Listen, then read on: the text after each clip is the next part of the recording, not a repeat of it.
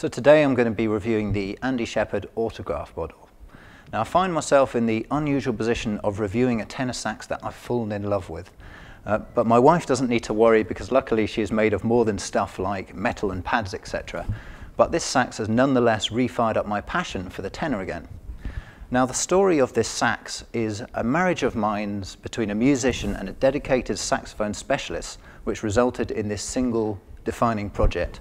And they are Andy Sheppard and Dave Farley of Whirlwind Music, who are a woodwind specialist distribution plant based in Kent. Now I've been on the receiving end of Dave's work over the last decade myself, and I've personally seen the development of various concepts and designs. He's developed the signature custom range under the Trevor James banner, the Raw sax being the most famous example of that particular range. Now this latest project has been the culmination of a couple of years' work and consultation with the man himself, Andy Sheppard. Now funnily enough, I was there at the launch for this horn, and Andy himself quite openly explained that he wasn't particularly bowled over by this horn at first.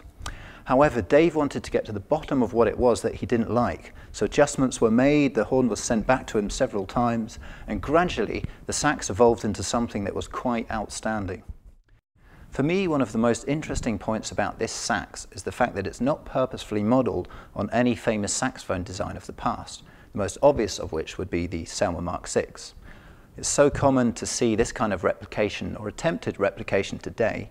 However, Dave wanted to separate himself from this and design a sax using his accumulated knowledge of how a saxophone best resonates. It sounds simple, and in fact, the concept is fairly simple. So many modern saxes make play of the fact that they have all these wonderful design features and innovations, double arms, etc.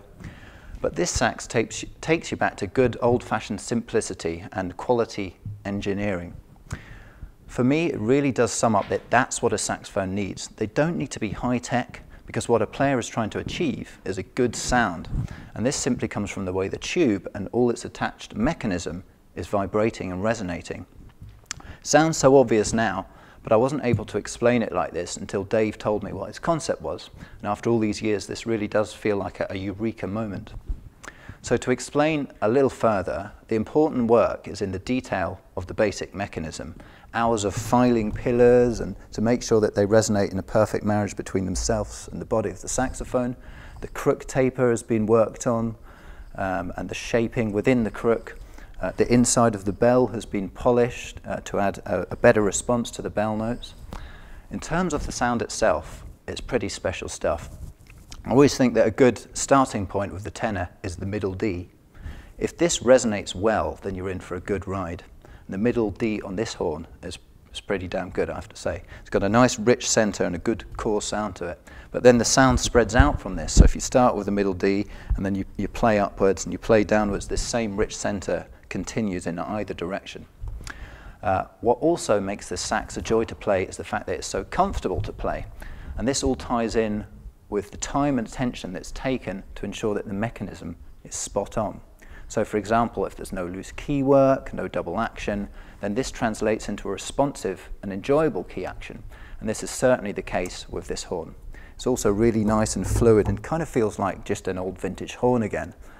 It's got a lovely light action, and I really love this. Well, you can hear that I've got nothing except positive things to say about this sax, and it's true. So sure, it's a lot of money, but then how do you value a horn that does everything you want it to?